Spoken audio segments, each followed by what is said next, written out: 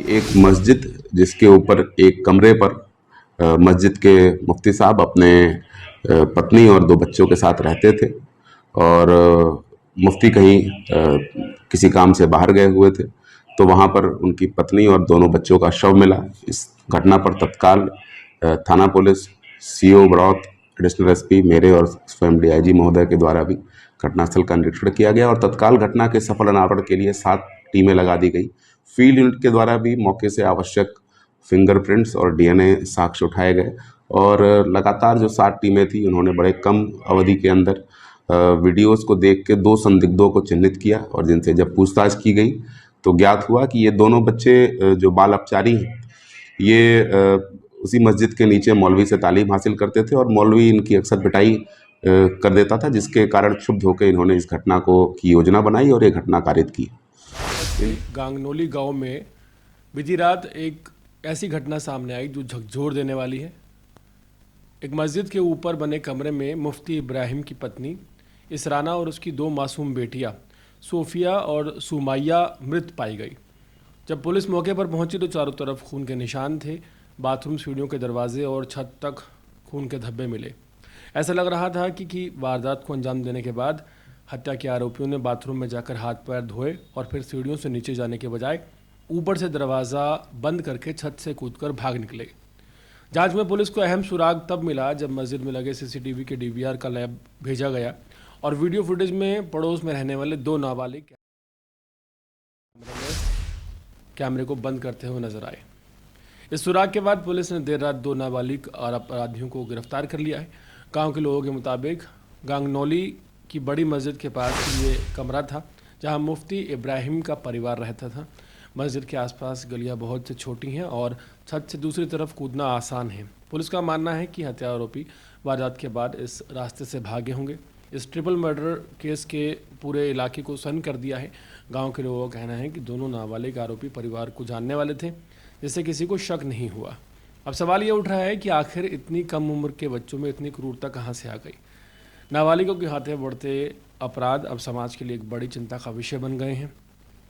कभी छोटी सी बात पर झगड़ा या मनमुटाव इतना बड़ा वारदात का कारण बन जाए तो वाकई ये सोचने वाली बात है। मासूम उम्र में गुस्सा और आवेश जब हद से ज़्यादा बढ़ जाए तो नतीजा किसी परिवार की बर्बादी के रूप में सामने आता है। गांगनौली का ये मामला बताता है कि अगर वक्त रहते बच्चों की मानसिक स्थिति, उनके व्यवहार और गुस्से पर ध्यान न दिया जाए तो एक पल में जो ज़िंदगी है वो बर्बाद हो जाती है और पछतावे के अलावा कुछ नहीं बचता।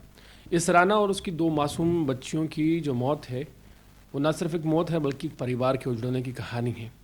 किस तरह 2 नाबालिग जो कि मौलवी इब्राहिम के यहाँ दीन का पाठ सीखने के लिए आते थे और ये आरोप लगे हैं कि मौलवी उन्हें पीटता था, जिस वजह से नाबालिगों ने एक दिन प्लान बनाया कि जिस दिन इब्राहिम घर से बाहर जाएगा उस दिन इस वारदात को अंजाम दिया जाएगा।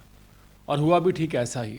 जिस वक्त अफ़गानिस्तान के विदेश मंत्री भारत के दौरे पर थे और इब्राहिम जो कि मौलाना हैं देवबंद गए हुए थे, उस वक्त अचानक ये नाबालिग घर में घुसते हैं।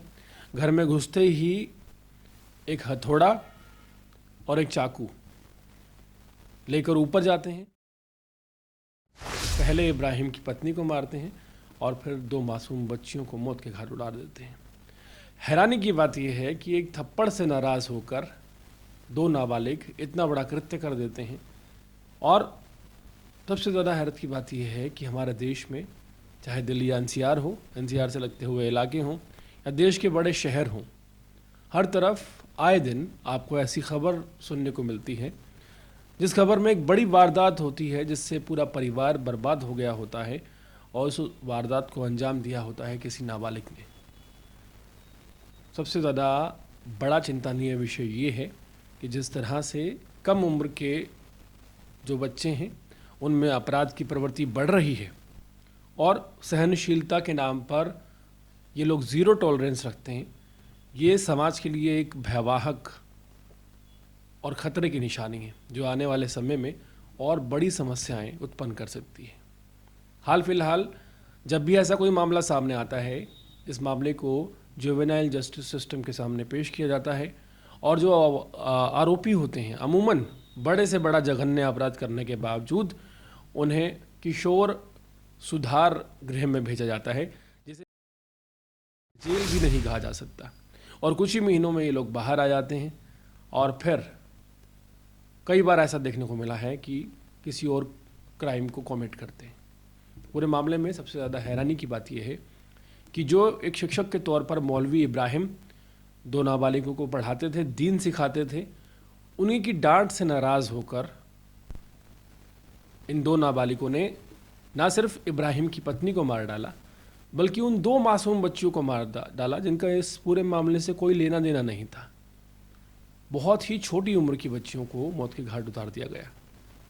यहाँ पर एक तरफ कानून करता है बात उन लोगों की जो 18 साल से नीचे हैं, उन्हें बाल अभाचारी कहा जाता है, जुवेनाइल कहा जाता है, उनके ह्यूमन राइट्स की बात की जाती है। लेकिन यहाँ पर सवाल ये है, जिस तरह से ये 2 छोटी बच्चियाँ जो हैं और एक महिला बेवजह बलि का बकरा बनी, इनके ह्यूमन राइट्स का क्या होगा? इनके मानव अधिकारों की बात कौन करेगा, कहाँ करेगा? ये जो 2 छोटी छोटी बच्चियाँ आपको नज़र आ रही हैं, क्या इनके ह्यूमन राइट्स उन नाबालिग अपराधियों के सामने घुटने टेक देंगे, जो कि अमूमन होता आया है? क्या फिर इन नाबालिगों को वयस्कों की तरह सरकार सजा दिलाने के लिए कोई कवायद चलाएगी?